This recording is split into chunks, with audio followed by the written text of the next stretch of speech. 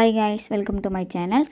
இப்போ நம்ம கிளாஸில் என்ன பார்க்க போகிறோம் அப்படின்னா, லைனிங் இல்லாமல் குர்த்தி எப்படி ஸ்டிச் பண்ணலாம்.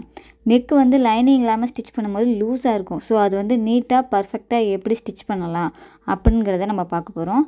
இப்போ நம்ம ஆல்ரெடி வந்து கேன்வாஸ் வந்து நெக்குக்கு கட் பண்ணி வச்சுருக்கோம். ஸோ நெக்கு கிளாத்தில் மட்டும் நம்ம ஸ்டிச் பண்ணும்போது நெக்கு வந்து லூஸாக இருக்கும் இல்லையா, அது வந்து ஸ்டிஃப்னஸாக இருக்கிறதுக்காக நம்ம வந்து கேன்வாஸ் கட் பண்ணியிருக்கோம். இது வந்து பேக் பார்ட்டு. நான் கட் பண்ணது மேலே கிளாத்து வச்சு எப்படி ஸ்டிச் பண்ணுறேங்கிறத பாருங்கள். ஃபுல்லாக நம்ம கட் பண்ணிவிட்டு அது மேலே நான் பெல் பின் குத்தி வச்சுருக்கேன். இப்போ ஒரு 1/2 இன்ச் போல் மடித்து தைக்கிறேன் கேன்வாஸ் மேலேயே. நம்ம கேன்வாஸ் வச்சு ஸ்டிச் பண்ணும்போது தான் நமக்கு லைனிங் இல்லாமல் ஸ்டிச் பண்ணுறோம் இல்லையா, அதனால் கேன்வாஸ் கொடுத்து ஸ்டிச் பண்ணோம்னா அந்த இடம் வந்து ஸ்டிஃபாக இருக்கும். ஸோ இப்போ வந்து நம்ம பேக் பார்ட்டை வந்து ஸ்டிச் பண்ணுறோம். 1/2 இன்ச் போல் மடித்து கொஞ்சம் கொஞ்சமாக ஸ்டிச் பண்ணுறோம் பாருங்கள். அந்த கர்வ் ஷேப் வரும்போது நம்ம வந்து அந்த இடத்துல பொறுமையாக ஸ்டிச் பண்ணணும்.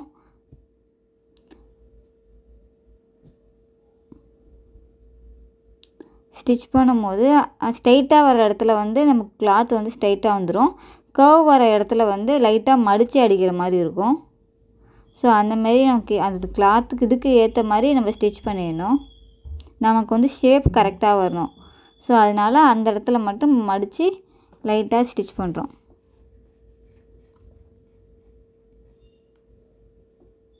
இந்த மாதிரி ஃபுல்லாக நம்ம வந்து நீட்டாக ஸ்டிச் பண்ணிடலாம். நமக்கு இடையில எடுக்கும்போது அந்த பெல் பின்லாம் எடுத்துடலாம். ஃபுல்லாக ஒரு 1/2 இன்ச் போல் நம்ம ஃபுல்லாக ஸ்டிச் பண்ணிட்டோம்.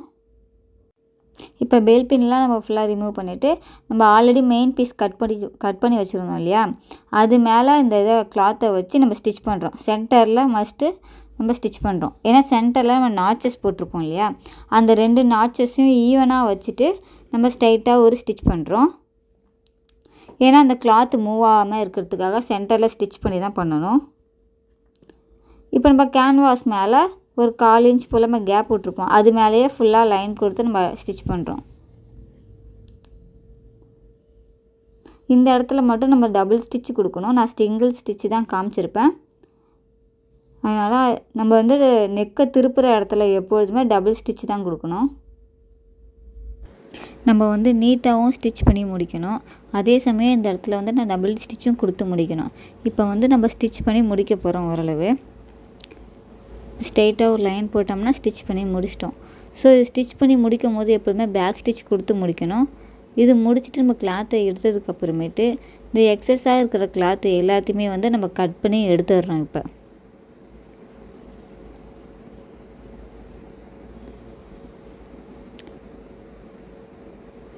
இப்போ ஃபுல்லாக வந்து நம்ம கிளாத்தை கட் பண்ணி எடுத்துட்டோம். இப்போ இடையில வந்து நாச்சஸ் போடுறோம். ஏன்னா திருப்புற இடத்துல எப்பொழுதுமே வந்து நாச்சஸ் போட்டால் தான் நம்ம வந்து திருப்புறத்துக்கு ஈஸியாக வரும், அது கன்வென்ட்டியாகவும் இருக்கும். ஃபுல்லாக வந்து நம்ம நாச்சஸ் கொடுத்து முடிச்சிட்டோம். இப்போ வந்து நம்ம ஃபுல்லாக நாச்சஸ் கொடுத்து முடித்ததுக்கப்புறம் படிமான தையல் போடணும். எந்த இடத்துல போடணும், நம்ம கேன்வாஸ் வச்சுருக்கோம் இல்லையா, அந்த இடத்துல வந்து நம்ம படிமான தையல் போடணும். அது நம்ம எதுக்காக போடுறோம் அப்படின்னா, நம்ம கிளாத்து திருப்பும் போது ஸ்டிஃப்னஸாக இருக்கணும் இல்லையா, அதனால் அந்த படிமான தையல் போட்டோம்னா நம்ம திருப்புறத்துக்கு கரெக்டாக வரும். எக்ஸஸாக மேலே உள்ள கிளாத்தும் கீழே போகாது, இல்லை கீழே உள்ள கிளாத்தும் மேலே வராது. அதனால் கரெக்டாக நம்ம படிமான தையல் போட்டு திருப்பும் போது கரெக்டாக நீட்டாக அந்த சென்டர் லைன் வந்து கரெக்டாக நீட்டாக இருக்கும். ஸோ அதனால் நம்ம படிமான தையல் வந்து எல்லா இடத்துலையுமே அந்த படிமான தையல் யூஸ் பண்ணி தான் நம்ம கிளாத்தை திருப்பணும். ஸோ இதில் வந்து நம்ம ஸ்டிச் பண்ணிட்டோம். இப்போ கிளாத்தை திருப்பிட்டு ஒரு 1/4 இன்ச்சுக்கும் கம்மியாக நம்ம ஓரமாக ஒரு ஸ்டிச் பண்ணுறோம் கழுத்தில். இது வந்து கரெக்டான கிளாத்து. அந்த கிளாத் மேலே வந்து நம்ம ரைட் சைடில் ஃபுல்லாக ஒரு ஸ்டிச் பண்ணுறோம் ஸ்டிஃப்னஸ்னாக இருக்கிறதுக்கு. டேர்னிங் வரும்போதெல்லாம் ஃபூட்டை தூக்கி திருப்பின பிறகு தான் நம்ம வந்து கரெக்டாக ஸ்டிச் பண்ணணும். அப்போ தான் வந்து கழுத்து கரெக்டாக இருக்கும். டேர்னிங் பாயிண்ட்லாம் கரெக்டாக பர்ஃபெக்டாக வரும். ஸோ நம்ம ஃபுல்லாக வந்து ஸ்டிச் பண்ணி முடிக்க போகிறோம்.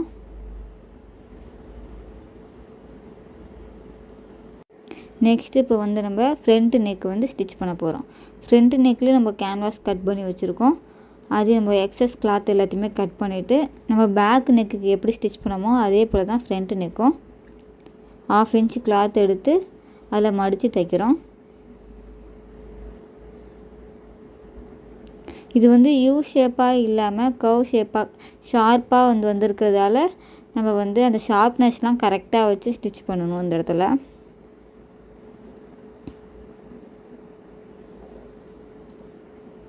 ஒரு 1/2 இன்ச் கிளாத்தை கரெக்டாக மடித்து ஸ்டிச் பண்ணி முடிச்சிட்டோம் இல்லையா? இப்போ வந்து சென்டரும் வச்சு ஸ்ட்ரைட்டாக ஒரு ஸ்டிச் பண்ண போகிறோம். இதை வந்து நம்ம ரைட் சைடில் வச்சு ஸ்டிச் பண்ணணும். இப்போ ஸ்டிச் பண்ணி முடிச்சுட்டு இப்போ 1/2 இன்ச் கேன்வாஸ் மேலே ஸ்டிச் பண்ணுறோம். நம்ம பேக்குக்கு என்ன பண்ணுமோ அதே பேட்டர்ன்ஸ் தான். பட் அது வந்து யூ ஷேப்பாக இருக்கிறதால நம்ம கொஞ்சம் ஃப்ளூவண்ட்டாக அடிச்சிருப்போம். இதில் ஷார்ப்னஸ்லாம் வரதால் கரெக்டாக அந்த ஷார்ப்னஸ் கிட்டலாம் வந்து ஃபூட்டை தூக்கி ஸ்டிச் பண்ணணும். கரெக்டாக அந்த ஷார்ப்னஸ்லாம் எல்லாமே வரணும். அந்த மாதிரி ஸ்டிச் பண்ணால் தான் நம்ம நெக்கு வந்து கரெக்டாக நம்ம எந்த ஷேப் எதிர்பார்க்குறோமோ அந்த ஷேப் வரும். இப்போ கிளாத்தை கட் பண்ணிவிட்டு நாச்சஸ் போட்டுடணும். நெக்ஸ்ட்டு இப்போ கிளாத்தை கட் பண்ணி முடிச்சிட்டோமா? நெக்ஸ்ட்டு வந்து நாச்சஸ் ஃபுல்லாக கொடுத்துடணும். அந்த ஷார்ப்னஸ் இருக்கிற இடத்துலலாம் கரெக்டாக நாச்சஸ் போட்டால் தான் நம்ம வந்து திருப்ப முடியும் கிளாத்தை. இப்போ வந்து படிமான தையல் கொடுக்குறோம். இந்த ஷார்ப்னஸ் கிட்டலாம் நல்லா பாருங்கள். அங்கே வந்து நான் ஃபூட்டை தூக்கி அந்த ஷார்ப்னஸை திருப்பி கரெக்டாக நீட்டாக அடிக்கிறேன் பாருங்கள்.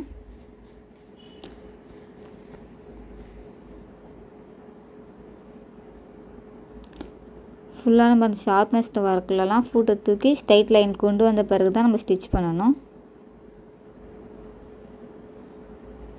நம்ம என்ன பேட்டர்ன்ஸில் போடுறோமோ அந்த பேட்டர்ன்ஸ் கரெக்டாக வர மாதிரி தான் நம்ம ஸ்டிச் பண்ணணும். ஷார்ப்னஸ் கிட்டலாம் கரெக்டாக ஸ்டிச் பண்ணால் தான் வந்து நம்ம எதிர்பார்க்குற பேட்டர்ன்ஸ் வரும். இல்லை அப்படியே ஃப்ளூவண்ட்டாக நீட்டாக அடிச்சுட்டு போயிட்டோம்னா நம்ம எதிர்பார்க்குற பேட்டர்ன்ஸ் வராது. இப்போ வந்து 1/4 இன்ச்சுக்கு கம்மியாக நம்ம வந்து இப்போ ஸ்டிச் பண்ணுறோம் ஃப்ரண்ட் நெக்கில். இது வந்து ரைட் சைடில் வச்சு நம்ம ஸ்டிச் பண்ணுறோம். இப்போ வந்து நம்ம ஃபுல்லாக ஃப்ரண்ட் நெக்கே நம்ம முடிக்க போகிறோம். என்னோடய கிளாஸில் ஜாயின் பண்ண நினச்சிங்கன்னா மேலே இருக்கிற வாட்ஸ்அப் நம்பருக்கு மெசேஜ் பண்ணுங்கள். வேறு ஏதாவது டவுட் இருக்குது அப்படின்னா கமெண்ட் பண்ணுங்கள். இப்போ நம்ம ஓரளவு ஃபினிஷ் பண்ணிட்டோம். இப்போ வந்து ஷோல்டர் ஸ்ட்ராப் வந்து எப்படி ஸ்டிச் பண்ணணும் அப்படிங்கிறத நான் சொல்கிறேன். இப்போ வந்து ஃப்ரண்ட்டும் பேக்கும் ரைட் சைடு கிளாத்தை எடுத்து வச்சுட்டு கேன்வாஸ் ஒரு பக்கமாகவும் கிளாத்தை வந்து ஒரு பக்கமாகவும் வச்சு இப்போ மடிக்கிறோம் பாருங்கள். கேன்வாஸ் ரெண்டுத்தையும் நம்ம ரைட் சைடில் ஃபுல்லாக வச்சுக்கணும். ரெண்டு கிளாத்துமே ரைட் சைடாக இருக்கணும். இப்போ கேன்வாஸ் ஒரு பக்கமாக வச்சு ஃபோல்டு பண்ணி இந்த மாதிரி ஸ்டிச் பண்ணணும். நம்ம ஷோல்டர் ஸ்ட்ராப் ஸ்டிச் பண்ணும்போது ஒரு ஸ்டிச் பத்தாது. 1 இல்லைனா 3 இல்லைனா 4 ஸ்டிச்சாவது நம்ம பண்ணணும். திருப்பி ஒரு தடவை சொல்கிறேன் பாருங்கள். ஷோல்டர் ஸ்ட்ராப்புக்கு நம்ம பேக் சைடு கிளாத்தும் ஃப்ரண்ட் சைடு கிளாத்தும் ரைட் கிளாத்தாக எடுத்து ரெண்டுத்தையும் சென்டர் பண்ணுறோம். ஒரு பக்கம் கேன்வாஸ் இருக்கும், இன்னொரு பக்கம் கிளாத் இருக்கும். அந்த கேன்வாஸ் அப்படியே ஃபோல்டு பண்ணி நம்ம ஸ்டிச் பண்ணுறோம். இந்த ஸ்டிச் பண்ணி இழுத்தோன்னு கரெக்டாக வந்துட்டு பாருங்கள். இப்போ வந்து நெக்ஸ்ட் வந்து ஸ்லீவ் ஸ்டிச் பண்ண போகிறோம். ஸ்லீவ் ரவுண்ட் இடத்துல வந்து நம்ம 1 இன்ச் மடித்து தைக்கிறதுக்காக 1 இன்ச் விட்டுருக்கோம்.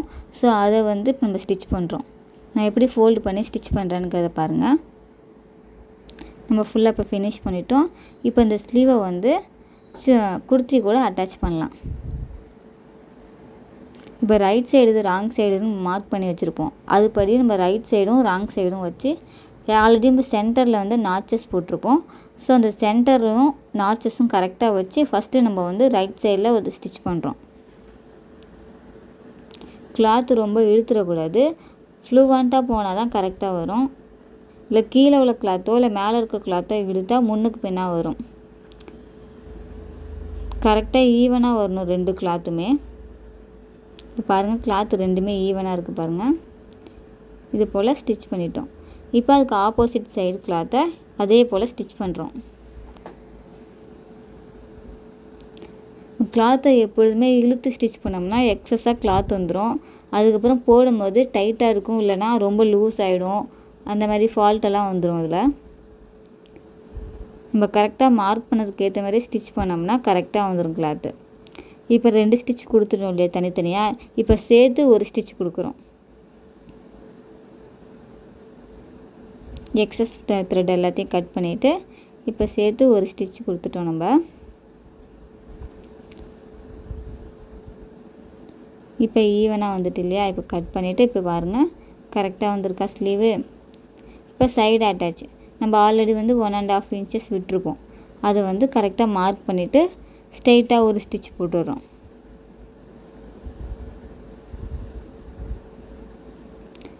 கரெக்டாக ஈவனாக வருதான்னு செக் பண்ணிவிட்டு கரெக்டாக அந்த 1.5 இன்ச் மார்க் பண்ணிவிட்டு ஃபுல்லாக நீட்டாக ஒரு ஸ்டிச் பண்ணிடுறோம்.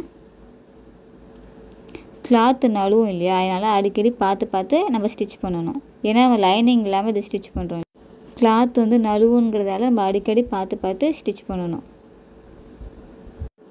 நம்ம வந்து ஃபுல்லாக நீட்டாக ஸ்டிச் பண்ணிவிட்டு லாஸ்ட்டில் வந்து 1 இன்ச் தான் நம்ம கேப் விட்டுருப்போம். ஸ்டார்டிங்கில் 1.5 இன்ச்சில் வச்சு லாஸ்ட் நம்ம மார்க் பண்ணியிருக்க இடத்துல வந்து 1 இன்ச் தான் மார்க் பண்ணியிருப்போம். அந்த இடத்துல 1 இன்ச் போல் பேக் ஸ்டிச்சு ஃப்ரண்ட் ஸ்டிச் கொடுக்கணும். கொடுத்ததுக்கப்புறம் திருப்பி ஒரு 1/2 இன்ச் கேப் விட்டு நம்ம ஒரு ஸ்டிச் பண்ணுறோம். இது எதுக்காகனா நமக்கு சப்போஸ் டைட் ஆகிட்டுனா பிரிச்சுக்கிறதுக்காக இன்னொரு ஸ்டிச் கொடுக்குறோம். இப்போ கடைசியாக நம்ம 1 இன்ச் கேப் விட்டோம் இல்லையா? அந்த இடத்த நம்ம கரெக்டாக இப்போ மார்க் பண்ணிக்கிறோம். ஃபுல்லாக நீட்டாக ஸ்கேலால் மார்க் பண்ணிவிட்டு இந்த இடம் மடித்து தைக்க ஃபுல்லாகவே ஃப்ளிட் வரணும் இல்லையா அந்த இடத்துல? அதனால் இங்கே மடித்து தைக்கிறதுக்கு. இப்போ நான் எப்படி ஸ்டிச் பண்ணுறேன்றது பாருங்கள். நம்ம 1 இன்ச் மார்க் பண்ணோம்ல, அதை கரெக்டாக டேர்ன் பண்ணி கிளாத் எடுத்துக்கிட்டேன். இப்போ அதே போல் நீட்டுக்கு நம்ம கிளாத் எடுத்து ஸ்டிச் பண்ணுறோம். இந்த இடம் ஸ்ட்ரைட்டாக வரதால கொஞ்சம் ஈஸியாக இருக்கும். அந்த லாஸ்ட்டு எண்டிங்கில் தான் கொஞ்சம் கஷ்டமாக இருக்கிற மாதிரி இருக்கும் பிகினருக்கு.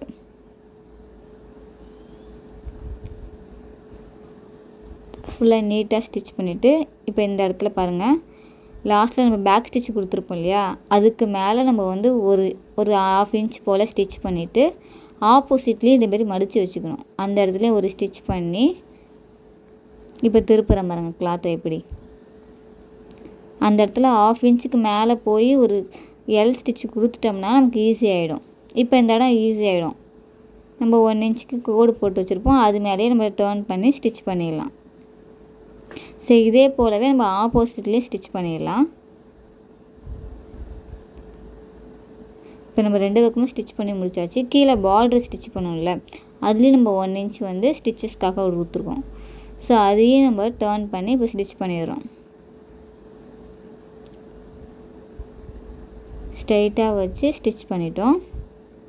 எக்ஸஸ் த்ரெட் எல்லாத்தையுமே கட் பண்ணிவிட்டு இப்போ ஈவனாக வச்சு ஸ்டிச் பண்ணிடுறோம். இப்போ அவுட்லைன் ஸ்டிச் கொடுக்கணும் இல்லையா? நம்ம ரைட் சைடும் முடிச்சிட்டோம், லெஃப்ட் சைடும் முடிச்சிட்டோம்.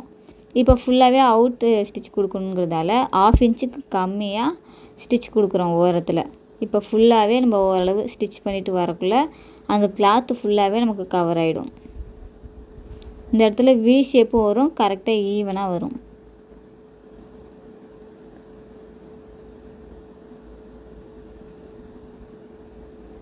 ஃபுல்லாக நீட்டாக ஈவனாக நம்ம ஸ்டிச் பண்ணிட்டோம்.